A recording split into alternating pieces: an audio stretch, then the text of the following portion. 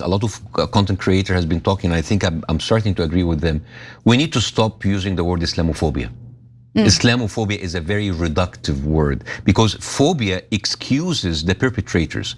Arachnophobia, oh my God, I'm scared of spiders. I'm scared of heights. I'm scared from I'm scared from closed spaces. No, these people are not afraid. They are criminals. Yeah. They are anti-Muslim, like you are being anti-Semitic. So I think the whole idea, even the word Islamophobia, is a way to soften what these people do. Well, let me read you something that Laura Loomer posted. Larry Loomer, okay.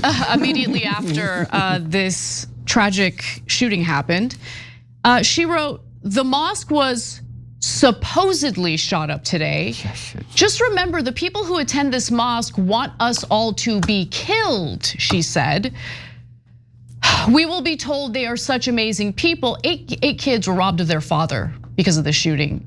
Anyway, I'm not advocating for violence. I condemn violence. I'm showing you how evil this mosque is and always has been. So what does Laura Loomer think she's doing when she's telling people that the parishioners or the people at this mosque want to kill everyone in the country? What do you think you're accomplishing by doing that? That incites violence. And by the way, that was her statement in a quote post where she quoted StopAntisemitism.com. Yeah. And here's how they reacted to the shooting. So we are horrified to see Alali, wife. Lalia Al-Ali. Okay. You can take over the names. Okay? Wife of Iman. Go ahead. Lalia Al-Ali, I think. No, Taha Hassani. Yes, of the Islamic Center of San Diego, posts this horrific image to her Facebook profile. The graphic shows a Jewish star murdering babies with "the devil is killing" at the bottom. I mean, where's the lie though? Yeah. Okay, so Alali is also the local leader of the Palestinian Youth Movement, an entity tied to the anti-Israel protests occurring all over the US these past few weeks. So they deserve it. That's exactly what they're trying to say. Exactly. So I actually, look, I don't have time to like engage in like reporting posts on social media, I'm busy. But to me, what Laura Loomer posted incited violence, and for the first time ever, I felt the need to report something. I reported it and I got a response back from X. I want you guys to read what they sent me. "Thanks for reporting, Laura Loomer. Our support team has determined that a violation of our rules did not take place. Specifically violating our rules against violent speech." So that wasn't violent speech. Inciting violence toward Muslims by defaming them as individuals who want to kill all of us Americans. That's apparently not inciting violence. That's not violent speech. I think she had another tweet. She said like, yes, I'm horrified by what happened, but the solution for this is to send all of these people back to their Islamic country so they can pray in their own mosques for in peace instead of, it's just like, this is their solution. I mean, this is, I think at a certain point, they're trolling us. Like someone like Larry Loomer or someone like Michael Rappaport. They're just like, they're like, just like, yeah, we are ugly and we are horrible and we are gonna get away with it. Yeah. Again, spitting in our faces. Yeah, so I think we moved on to the humiliation portion of our programming, right? With the Israeli First crowd, Israel First. So yeah, I see them saying all the time now, like, oh, you guys are buying this seat in Kentucky, $16 million. And they go, yeah, cry harder. Meaning like, yeah, we are buying your Congress and there's nothing you can do about it. So now we're rubbing it in. Right? I know, but they're not helping their cause. They're not helping their cause. They don't care. They don't care because they have the power and the money. But then don't cry when people don't like you guys. Don't cry about it. Are you kidding me? That's their #1 tactic. Okay, but it's not working anymore because you guys are unlikable. I think it's working. I think the way that they do it, I always give that example. Remember, like all of these, I'm sorry it's unrelated, but like remember all of these videos that the Israeli soldiers like film themselves doing all horrible things?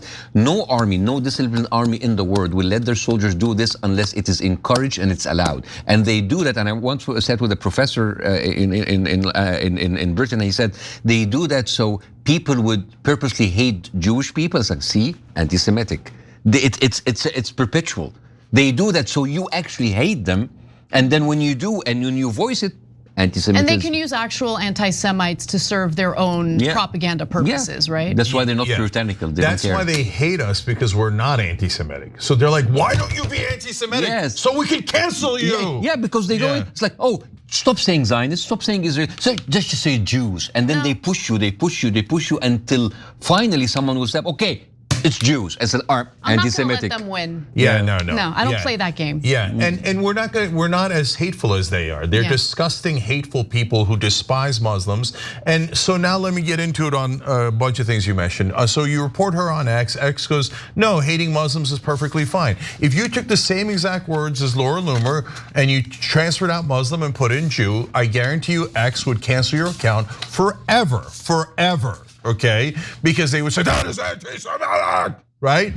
So she also said in response, and imagine if you'd said that not just about Jewish people, but after Jewish people were just murdered in a synagogue, right? Another post she had after the shooting, she said, so now I'm going to make sure the entire world is anti-Islam. I hate Islam and I always will. So if someone wrote, I'm going to make sure the entire world is anti-Jews, I hate Judaism and I always will, no one would ever talk to them. Instead, what has happened? First of all, New York Post doubling down on what Laura Loomer said, talking about how, that mosque probably had terrorists in it, or terrorist supporters, because Rupert Murdoch is actually the biggest racist of my lifetime. He's a disgusting bigot who has spread anti-Muslim bigotry all across the world. All of his publications do it, and they treat him like he's a legitimate, decent person in society. He's a Hitlerian figure who has driven so much violence and war and hatred in the world, okay? And so then on top of that, New York Times, they just did a piece on Laura Loomer last week. They did not mention a single anti-Muslim thing she's ever said. They made her seem like a perfectly innocent, wonderful person raising money for a cause. It was almost like a giant ad in the form of a New York Times article for her cause. Her cause was to raise money to attack Muslims. And so New York Times is like, bravo, bravo, way to attack the Muslims, anti-Semite. Yeah, shut up, okay? You disgusting pigs who work at the New York Times. Now you say, well, you're not allowed to say that about me. Yes, well, what'd you say about me? So Laura Loomer is not anti-Muslim according to the New York Times, but when they wrote a piece about me when I was running for Congress, they called me anti-Muslim. What? They called you anti-Muslim? They called me anti-Muslim. What did you do to get Because you know why? Because they took an out of context joke about both fundamentalist Muslims and Orthodox Jews. It was just a joke and it's clear and everybody laughs. And they're like, good enough, we're smearing him, right? So let's say he's anti-Muslim. Don't mention that he grew up Muslim or his family's Muslim. And then we'll call him an anti-Semite and then we'll call him this and we'll call him that. So because if you're an outsider and you do not agree with the powerful, the New York Times will try to destroy you. But if you're a sick, disgusting bigot who's in favor of Israel, the New York Times will celebrate you. If you're Hassan Piker and you said something slightly off, the entire national media will talk about you for months and months. Oh, Hassan Piker, disgusting anti-Semite, and then they'll make up stuff for it. Laura Loomer says, I hate all Muslims, and I like when they're murdered. And stop antisemitism.com. So when Muslims are murdered, start talking about smearing them. Oh, they had it coming. Look at these Muslims, they're terrible, right? And New York Times is like, bravo, bravo. And Jake Tapper was like, oh, look at the anti-Semites. Stop antisemitism.com. Oh my God, everyone in the world is an anti-Semite. Oh, Muslims are killed, who cares? Who cares? Oh, Laura Loomer, bravo. Right, New York Times? Right, New York Post? There's absolutely no question about it. You could go and look at that article, that filthy crap that you wrote about Laura Loomer, whitewash, helping her fundraise against us, against Muslim Americans, and then you pretend you're objective. Hold on, not just Muslim Americans, helping her fundraise against Americans who are critical of Israel's slaughter of women, children, and innocent civilians in Gaza, the West Bank, Lebanon, Syria. I mean, the list goes on and on. You have to stop being surprised by this, okay? Yeah. We have to stop pretending as if this is shocking. It's not shocking. The only thing that has been shocking to me about the New York Times lately is that they ran the Nick Kristof Israelis raping Palestinians story. But this is what they do. They throw you a little bit. A little release valve. They do like a breadcrumbs to say, oh, we're still objective. We're still objective. And then I was like, oh, we talk about, and then they flood you with the other side of news. It's just, oh, we said that.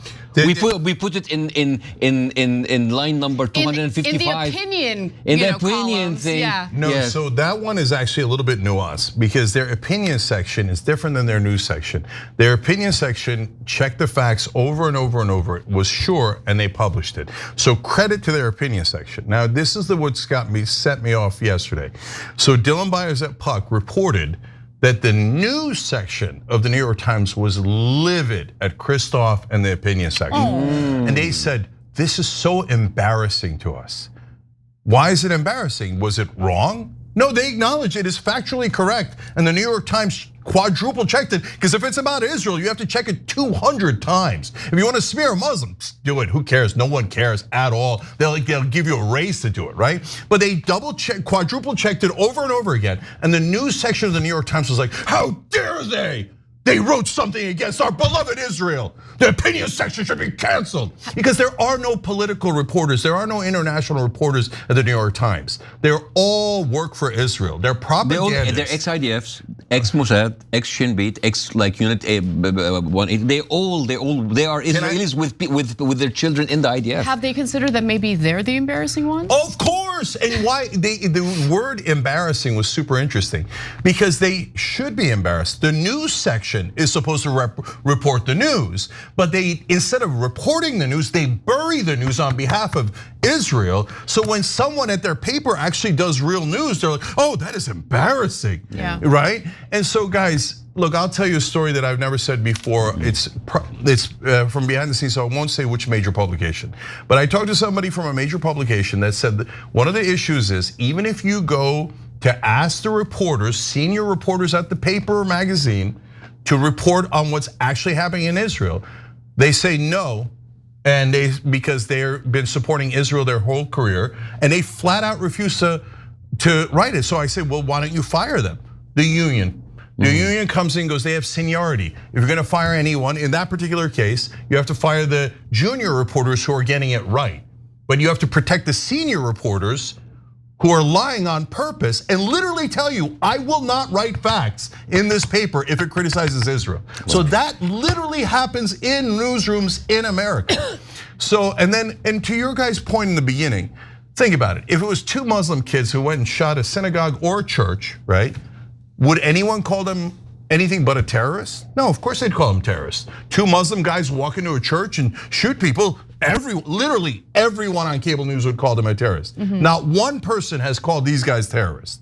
Why? Because they shot up Muslims. That doesn't count. Do you remember that story from Texas? The kid that was drowned, like almost drowned by a Jewish woman. Her name is Elizabeth Wolf, and she tried to drown him, and thank God they caught her. And they have never said anything about this woman's religion. They never said anything about this being a hate crime. They reported it once and gone. I just don't understand. No, we understand the human capacity to rob another person of their life. I don't understand it. I really don't. We've seen it more than 100,000 times in Gaza. They don't care. I know. Super last thing, real quick. I want you said about Islamophobia. I almost never use that word the entire time. Good for you. And so your point on it is great, but also it feels weak. Yeah. Like it's not like. It makes it feel like it's almost justified to be afraid of Muslims. Like arachnophobia. Yeah. So agoraphobia. No, I don't think they're afraid of Muslims. No. I think they hate Muslims. Yeah. And they want to spread hatred towards Muslims so Israel can get everything they want. So when Israel murders their Muslim neighbors and steals their land, the American media gets to say, well, I mean, they're a bunch of terrorist Muslims. They said, no, that's hatred. That is hatred that mainstream media, almost every cable news anchor in America, is deeply racist and bigoted. They despise Muslims and they push hatred out 24/7, and they're obviously hypocrites. And so I agree with you guys, though. We just should, from now on, guys, assume that if they work in mainstream media, they're a liar and they're lying on behalf of Israel. If they prove otherwise, great, right? But so far, I haven't seen it. 98% of mainstream media is not doing the news. They are doing propaganda, super weirdly, for a different country. Every time you ring the bell below, an angel gets his wings. Totally not true, but it does keep you updated on our live shows.